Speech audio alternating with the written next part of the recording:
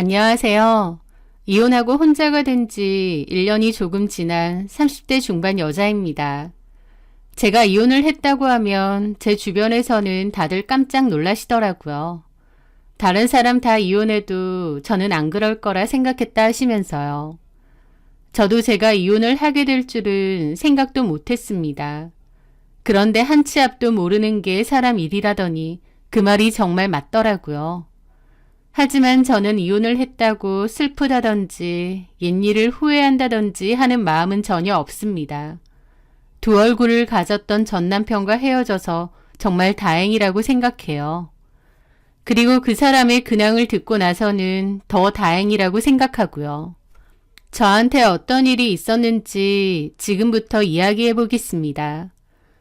남편과 저는 손님과 가게 주인으로 처음 만났습니다. 남편은 채소 가게를 운영하는 사람이었고 저는 단골 손님이었습니다.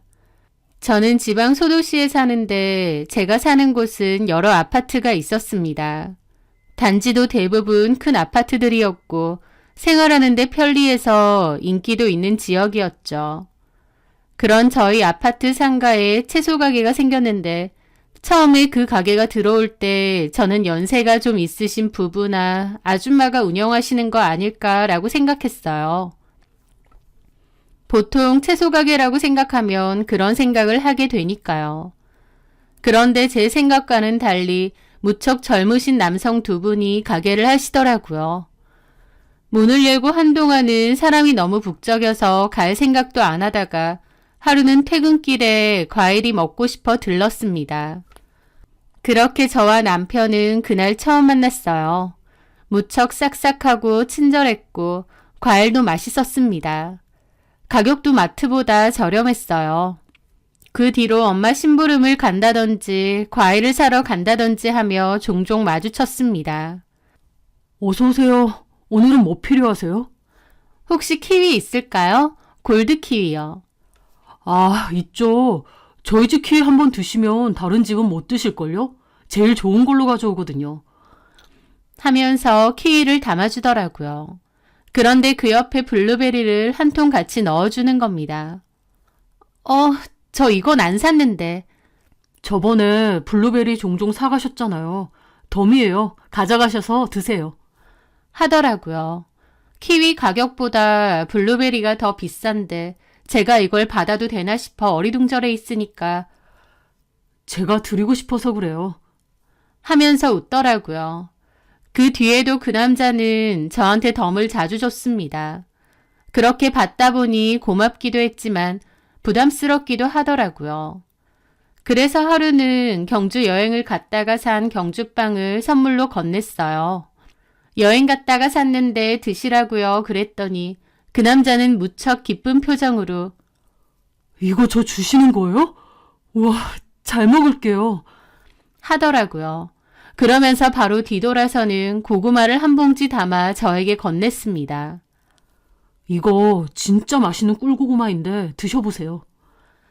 저는 또 공짜로 받는 게 부담스러워서 괜찮다고 하는데 그 남자는 뜬금없이 사실은 제가 관심 있어서 드리는 거예요. 하며 채소 가게 명함을 내밀더라고요. 저는 조금 당황스러웠지만 명함을 받았습니다.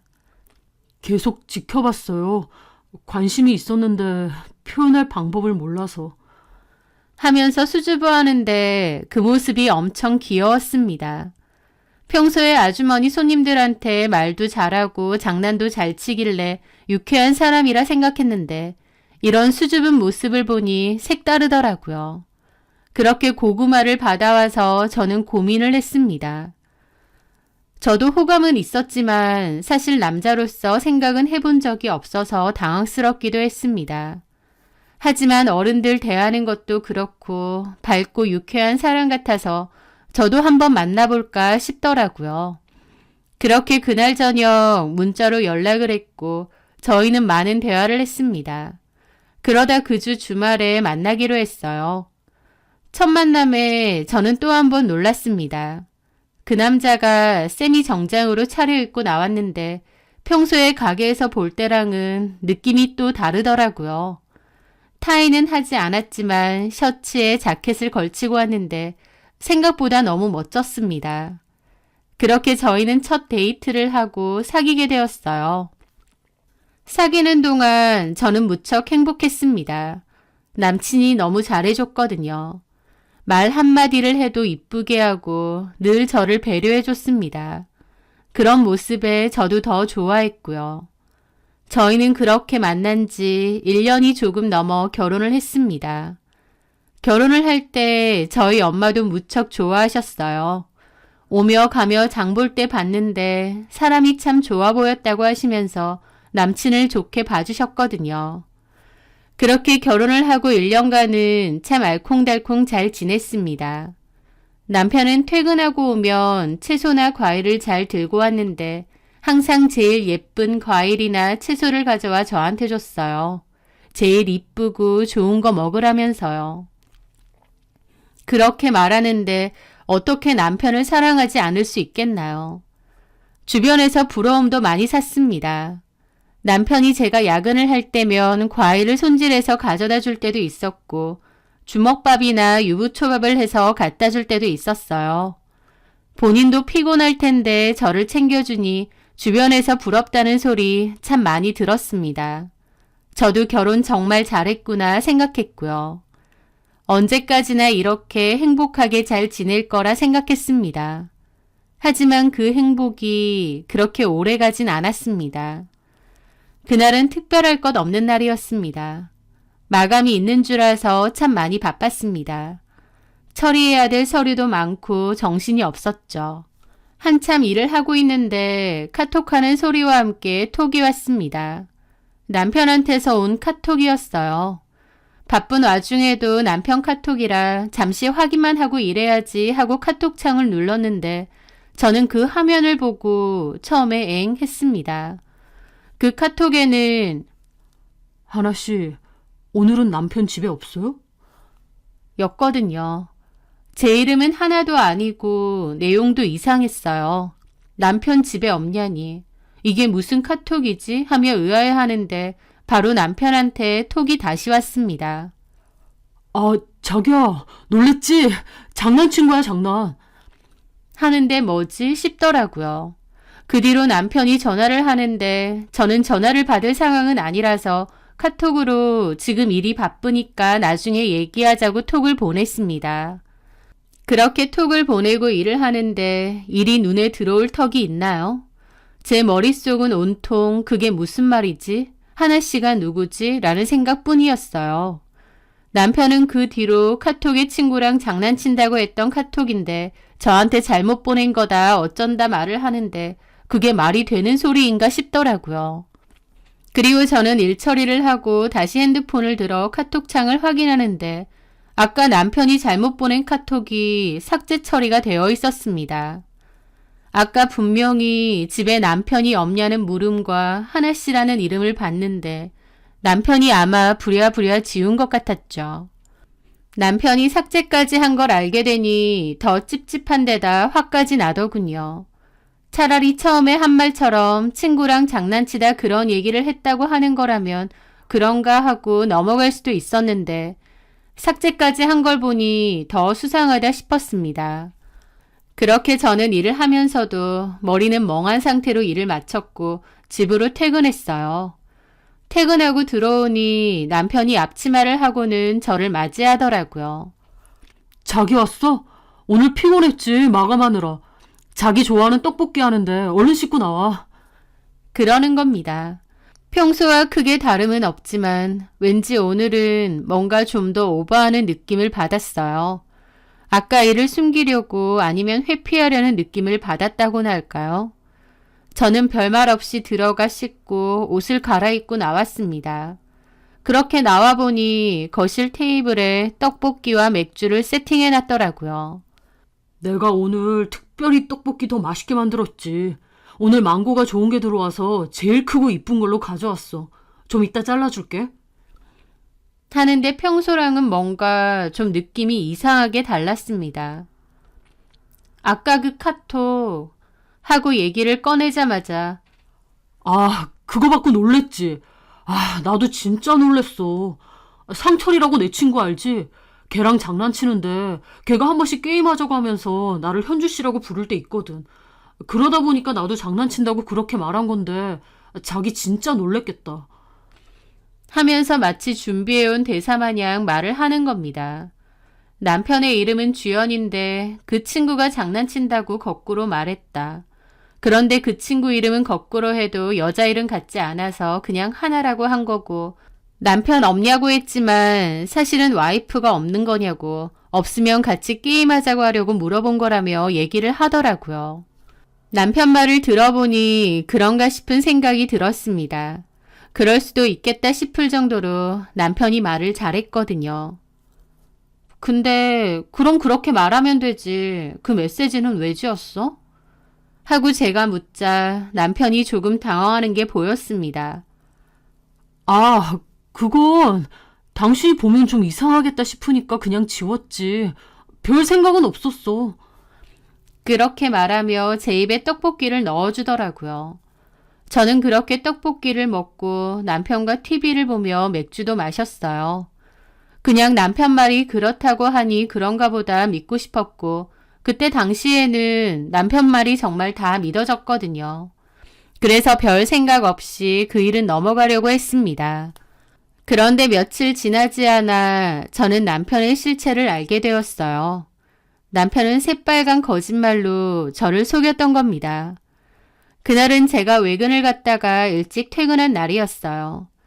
외근 후 시간이 어중간해서 상사에게 연락하니 바로 퇴근하라고 하셔서 신나게 집으로 돌아왔죠.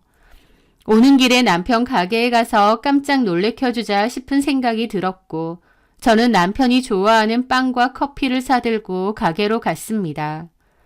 남편 가게에는 직원도 한 명 있어서 넉넉하게 사들고 갔죠. 그렇게 가게에 가보니 남편은 없고 직원만 있더라고요.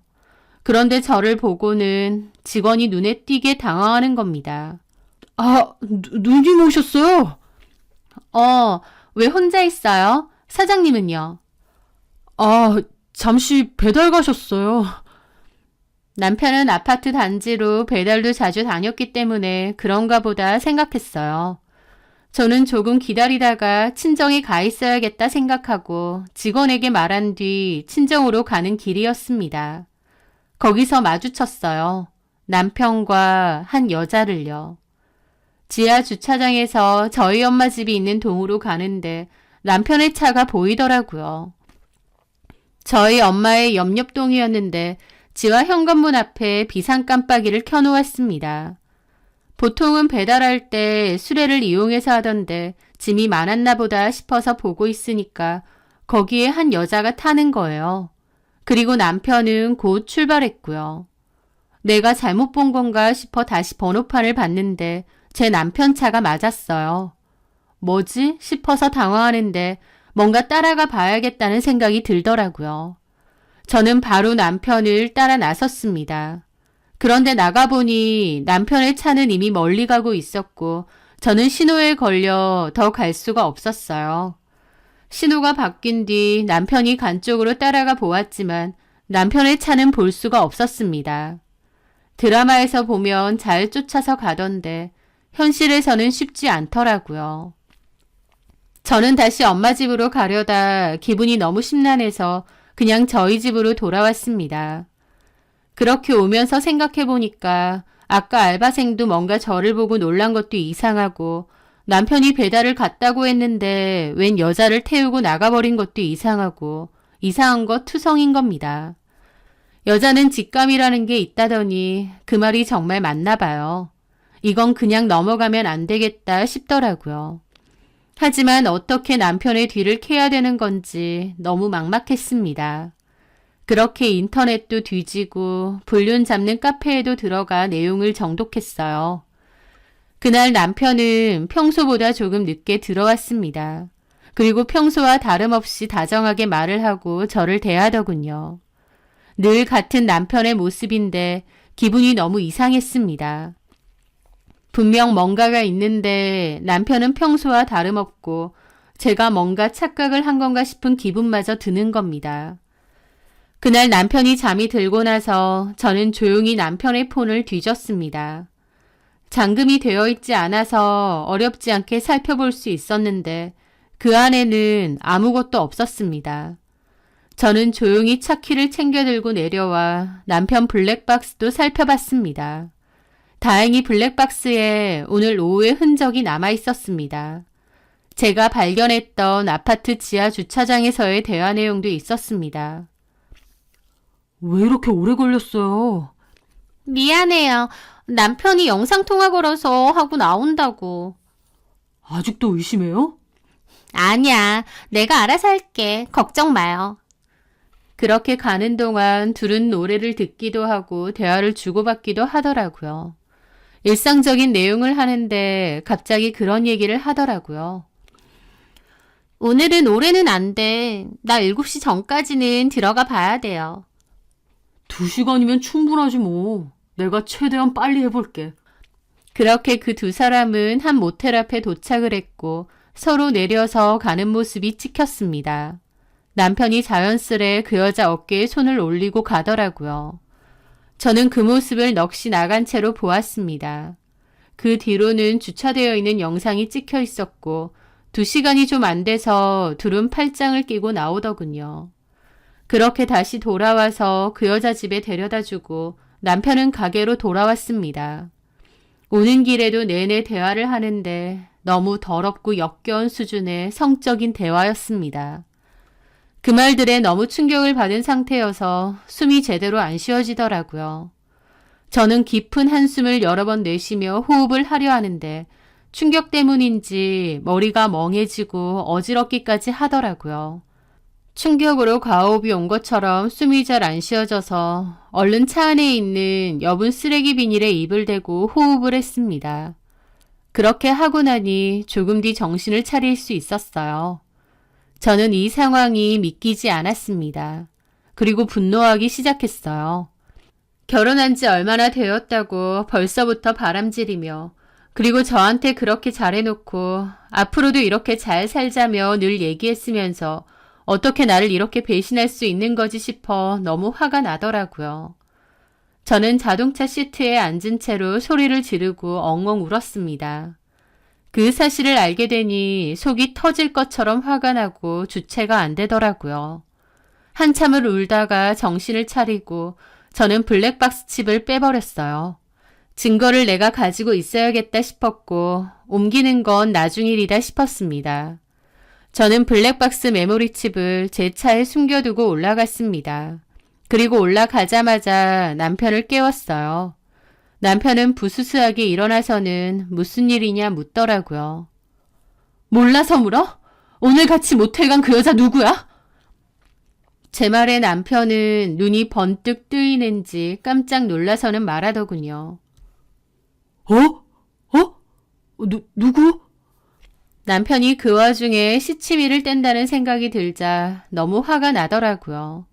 저는 이성을 잃고 남편을 막 때렸어요. 어떻게 나한테 그럴 수가 있냐, 어쩜 그런 행동을 하냐면서요. 남편도 몇 번 저한테 등이며 어깨를 맞더니 제 손을 딱 잡더군요. 무슨 소리냐고! 오늘 107동에서 어떤 여자랑 만나서 모텔 간 거 내가 다 봤어. 그 말에 남편은 안 그래도 커진 눈에 튀어나올 것처럼 놀라더군요. 나 미행했어? 남편은 제가 따라간 줄 아는 모양이었습니다. 그래, 엄마 집 가는 길에 당신이 어떤 여자 태우고 가길래 따라갔다. 왜? 그래서 그 여자랑 모텔까지 다녀온 거야? 제정신이야? 이 미친 인간아? 저는 소리를 지르며 남편을 때리려 했고 남편은 제 팔을 잡더니 저를 확 밀더라고요. 저는 그 바람에 침대 옆으로 쓰러졌고요. 남편이 나를 민 것도 충격이었는데 그 뒤에 남편 말은 더 충격이었습니다. 그래, 봤다니까 얘기할게. 이제 와서 뭐라고 내가 말하겠어. 네가 본 거 다 사실이야. 됐어? 저는 남편의 말에 충격을 받았습니다. 그 영상을 보고 엘리베이터를 타고 올라오면서 제가 이렇게 말하면 남편은 바로 넙죽 엎드려서 죽어라고 빌 거라 생각했습니다. 이제까지 봐왔던 남편은 그런 사람이었으니까요. 그런데 제 예상과는 전혀 다르게 남편은 오히려 본인이 더 화가 난 듯한 말투로 말하더군요. 그래서 뭐 어쩌라고. 이혼이라도 하자고. 그래, 해, 이혼. 네가 그거 원하면 바로 이혼해줄게. 남편의 당당한 말에 저는 할 말을 잃었습니다. 당연히 미안하다고 할 줄 알았는데, 잠시 미쳤었나 보다 할 줄 알았는데 저렇게 말을 하는 남편을 보니 오히려 내가 뭘 잘못한 건가 싶은 생각이 들 정도였습니다. 저는 남편의 태도에 할 말을 잃었고 남편은 겉옷을 챙겨 차키를 가지고 나가버렸습니다. 저는 남편이 현관문을 닫고 나가는 소리를 듣는데 눈물이 주르륵 나더군요. 내가 알던 남편은 누구지? 저 사람은 누구지? 싶은 생각만 들 정도로 평소에 제가 알던 남편이 아닌 것 같았습니다. 그렇게 남편은 집을 나가버렸고 저는 다음 날과 그 다음 날까지도 병가를 내고 집에서 울다 일어나서 생각하고 또 울다 잠이 들고 하는 생활을 반복했습니다. 그렇게 한 이틀 정도 정신없이 지내다 보니 차츰 이성을 차리게 되더군요. 하도 울어서 머리도 아픈데 배도 고프고요. 저는 일단 깨끗하게 샤워를 하고 밥을 먹었습니다. 그리고 타이레놀도 2알 먹었어요. 그렇게 시간이 좀 지나자 차분하게 생각할 수 있었습니다. 남편은 그때까지도 연락 한 통이 없었어요.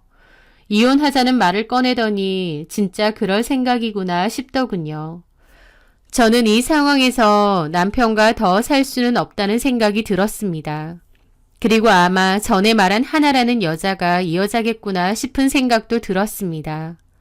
남편이 있는지 물어봤던 게 아마 이 여자일 거란 판단이 들었고 그때 왜 더 알아차리지 못했을까 후회도 되었습니다. 다시 이런저런 생각을 하다 차분하게 이혼을 하자고 결론을 내렸고 저는 차로 가서 숨겨두었던 남편 차 블랙박스 메모리칩을 가져와 컴퓨터에 복사를 했습니다. 그리고 USB 2개에도 따로 복사를 해두었죠. 혹시나 하나를 잃어버리거나 에러가 생길 수도 있다는 생각이 들어서요. 그리고 다시 불륜 잡는 이혼 카페에 들어가 어떻게 해야 될지 글을 올렸습니다.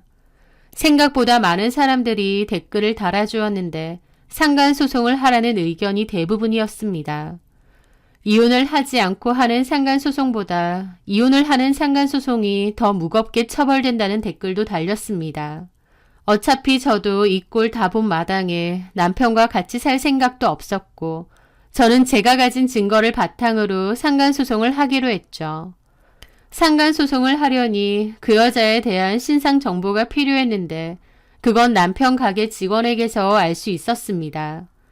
남편을 찾으러 가게에 나갔는데 직원 혼자 일하고 있더라고요. 당분간 사장님이 나오기 힘들다고 했다며 가게를 좀 맡아달라고 했다고요. 저는 사장님과 그 여자 다 알고 있냐고 물었습니다. 직원은 제 눈도 제대로 못 쳐다보고 고개를 끄덕이더라고요. 저한테 미안하다고 사과를 하는데 저는 사과받으러 온 거 아니고 그 여자에 대해서 아는 게 있다면 알려달라고 했습니다. 그랬더니 직원이 하는 말이 그 여자는 오래된 단골 손님이래요. 남편과도 잘 알고 본인이랑도 잘 아는 사이랍니다. 저랑 만날 때도 그 여자는 가게에 자주 왔었고 친했다고 합니다. 그러다 남편과 제가 결혼하고 얼마 뒤부터 부쩍 가깝게 지내는 것 같았대요. 그리고 자주 그 집에 배달을 핑계로 나가곤 했는데 한번 나가면 꽤 오랜 시간을 돌아오지 않아서 직원도 따로 말을 전해 들은 것은 없었지만 느낌에 그 여자랑 사장님이 무슨 관계가 있구나 짐작을 했었답니다. 그래도 사장님에 대한 의리라고 저한테 따로 얘기를 안 했는데 요 며칠 본인한테 가게를 내내 맡겨놓고 콧배기도 안 보이면서 엊그제 월급을 보내주는데 오히려 평소보다 적었대요. 그래서 왜 적느냐 물어보니 지금 형편이 안 된다고 다음 달에 더 주겠다고 했다는데 그것 때문에 직원도 기분이 상했더라고요. 사장님이 그 전에도 이렇게 월급 적게 떼고 준 적이 있었는데 요 며칠은 혼자서 다 가게를 맡았는데도 월급을 이렇게 주니 본인도 너무 화가 나더라면서 저한테 술술 얘기를 하더라고요. 그렇게 그 여자 사는 집과 핸드폰 번호도 알게 되었습니다. 그리고 바로 변호사 사무실을 찾아가 상간소송과 이혼소송을 준비했어요. 남편에게 문자로 이혼하자, 그러려면 어떻게 해야 될지 만나서 얘기를 해야 되지 않겠냐 했더니 3일 뒤에 집으로 들어오겠다 합니다. 저는 알겠다고 했고 3일 뒤 집에 돌아온 남편과 얘기를 했어요. 남편은 저를 좋아하지만 그 하나라는 여자가 더 잘 맞는다고 했습니다. 순진하고 여리고 본인이 보호를 해줘야 될 것 같다고 하더군요. 그러면서 그 여자에 대해서 묻지도 않았는데 술술 얘기하는 게 그 여자 남편이 폭력적인 성향이래요. 여자를 때리거나 하는 건 아닌데 화가 난다고 물건을 던지거나 크게 화를 낼 때가 많다고 하는 겁니다. 그 여자를 보면서 지켜줘야겠다는 생각이 들었고 저는 혼자서도 잘 지낼 수 있을 거라 생각한대요. 그 말을 들으면서 이런 걸 두고 개소리라고 하는구나 싶더라고요. 그러면서 저한테 상처 준 건 미안하다고, 본인도 양심 없는 놈은 아니라고, 지금 살고 있는 이 집 전세금 반반이었지만 본인은 5천만 원만 받고 나가겠다고 저보고 1억 5천을 가지라고 하더군요. 그 말에 알겠다고 했습니다. 결혼 생활이 긴 것도 아니었고 위자료는 받을지언정 재산 분할이랄 건 딱히 없을 거라 생각했는데 남편이 본인 몫을 포기한다고 하니 저도 사양할 이유가 없었죠. 그런데 거기서 남편이 그 여자한테 상간소송은 걸지 말랍니다.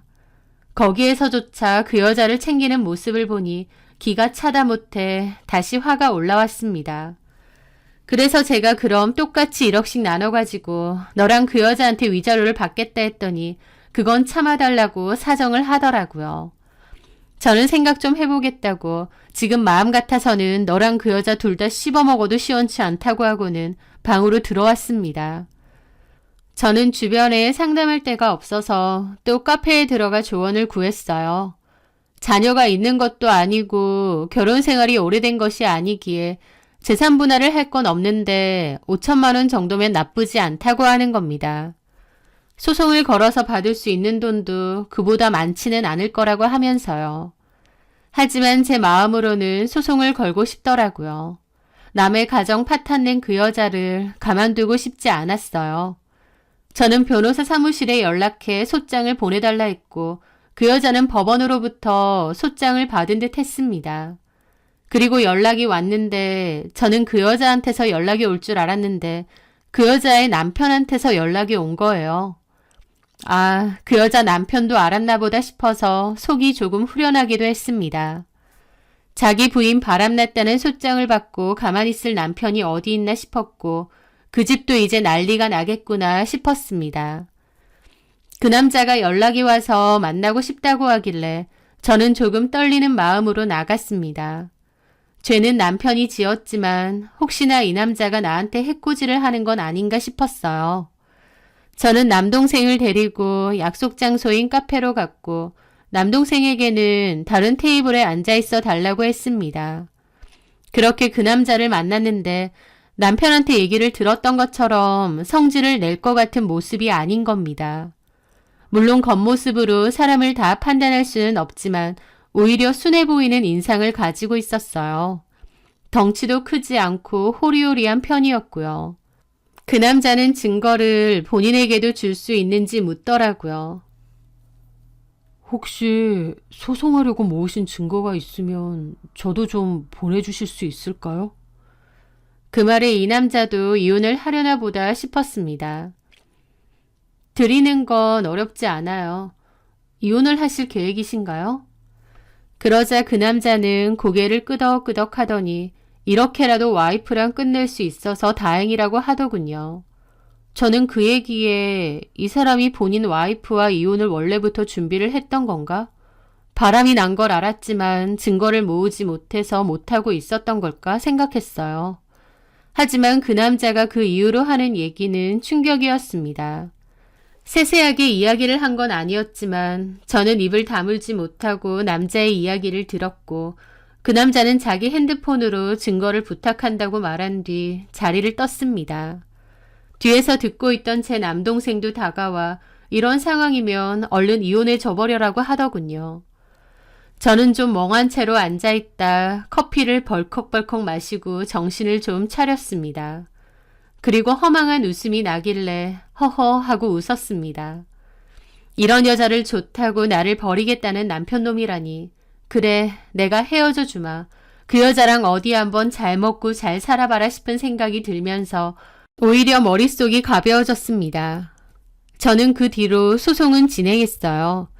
설사 위자료로 5천만 원은 받지 못하더라도 저는 소송을 끝까지 가야겠다 생각했고 그 사람들한테 빨간 줄 하나라도 주고 싶었습니다. 그런 행동을 하는 인간들이 수치심을 느낄지도 모르고 회사를 다니는 게 아니라서 당장의 생활이 어려워지는 건 아닐지 몰라도 저는 그렇게 하고 싶었고 했습니다. 그 뒤로 저는 따로 회사 가까운 곳에 자취를 하고 살았습니다. 친정 부모님께서는 친정으로 들어와라 하셨지만 아무래도 그 집에 있으면 오며 가며 남편 가게를 봐야 될 텐데 그러고 싶지 않았어요. 그렇게 1년 정도 지났을까요? 저는 다시 혼자가 된 삶에 적응하며 바쁘게 지내고 있었습니다. 회사에서는 승진도 했고 취미로 필라테스도 배우며 한창 생활이 바빴습니다. 이혼을 일사천리로 진행하고 소송도 승소했지만 뭔가 마음에 상처가 있었는지 혼자 있으면 우울하고 기분이 너무 축축 처지더라고요. 내가 뭔 잘못을 했길래 이혼을 했을까 하는 생각이 들면서 눈물도 가끔 났고요. 그러다 보니 더 바쁘게 지내야겠다 싶어서 주변 사람들 일까지 열심히 하며 지냈더니 승진도 되고 좋았습니다. 그렇게 사는 와중 뜬금없이 전 남편으로부터 연락이 왔어요. 처음에 카톡이 왔길래 그냥 씹고 차단을 했는데 다른 번호로 전화가 오더군요. 받았더니 전 남편인데 하는 소리가 한 번만 만나달래요.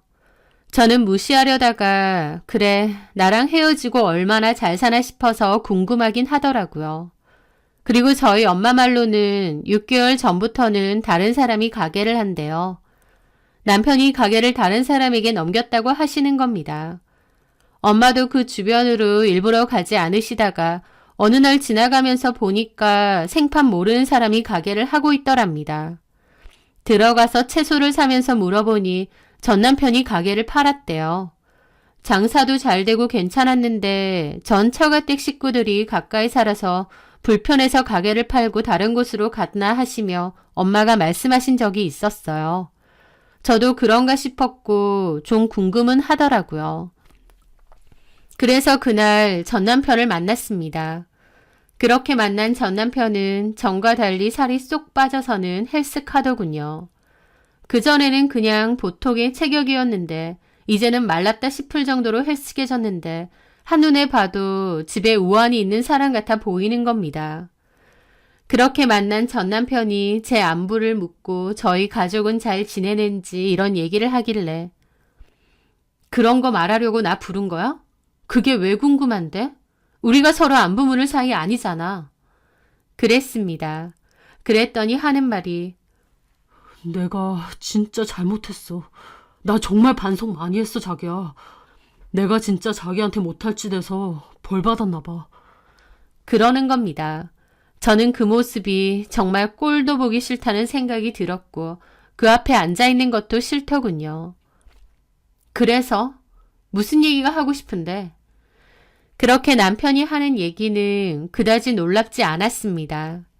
예전에 남편과 바람난 그 하나라는 여자의 남편이 이런 상황이 될 거라고 다 얘기를 해줬거든요. 그 하나라는 여자는 알고 보니 다단계에 들어가 있는 여자였습니다. 그런데 그 다단계가 유명한 것도 아니었고 일반인들이 많이 아는 데도 아니었어요. 그런데 그 여자는 마치 세뇌된 것처럼 거기에 물건들을 사들였답니다. 건강식품이며 화장품 등인데 가격도 정말 터무니없이 비싼데도 그 여자는 투자라며 사들였대요.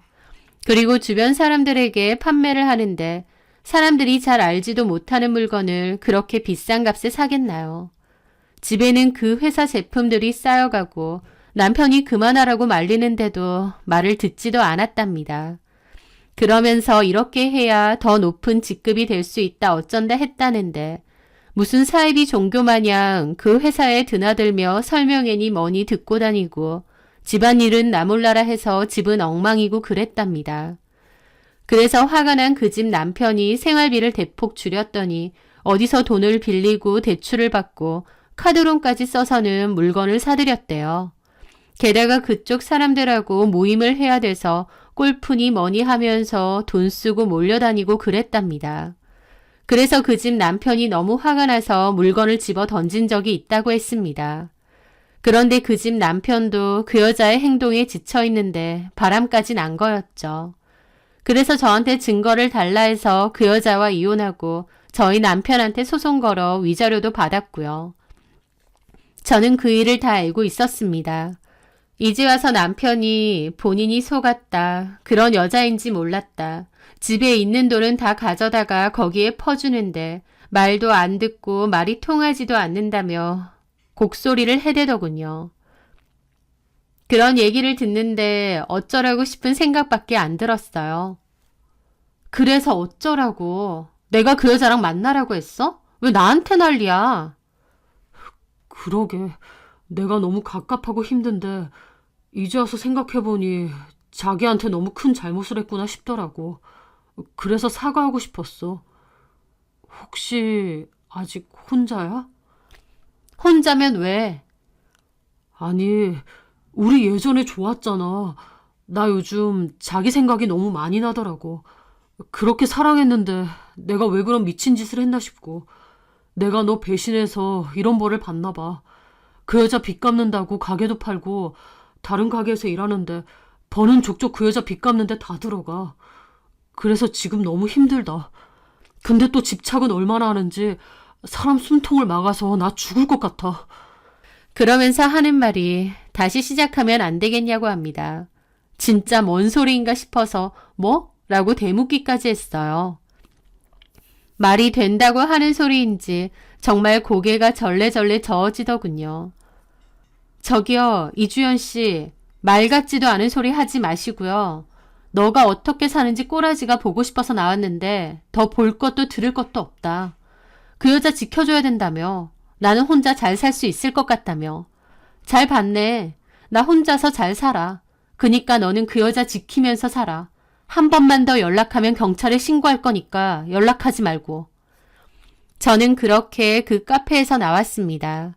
그렇게 집에 오는데 속이 후련하더라고요. 그러게 누가 그런 여자 만나라고 했나요? 본인이 자초한 걸 저한테 징징해봤자 뭘 하겠나요? 저는 남편이 그렇게 될 거라고 생각을 했습니다. 그 여자 전 남편이 정말 지긋지긋했다고 했거든요. 그런데 집착이 심해서 헤어지는 것도 쉽지 않았다고요. 그 여자 남편처럼 제 남편도 그렇게 사는 것 같은데 어떻게 살든 저와는 상관할 게 아니죠. 저는 제 인생 즐기면서 하루하루 즐겁게 살려고 합니다. 제 사연 들어주셔서 감사합니다.